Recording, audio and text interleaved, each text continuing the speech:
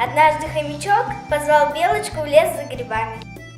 «Белочка, пошли в лес за грибами!» «Иду, иду!»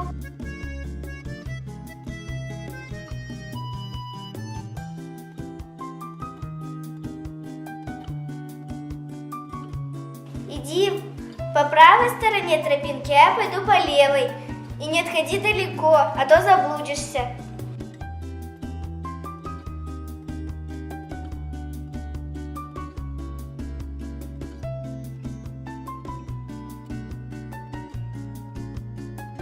«Ой, где я, хомячок, где ты?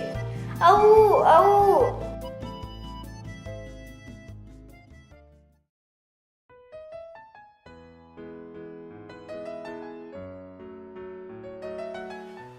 «Пойдем, Белочка, домой». С тех пор Белочка была в лесу очень внимательной.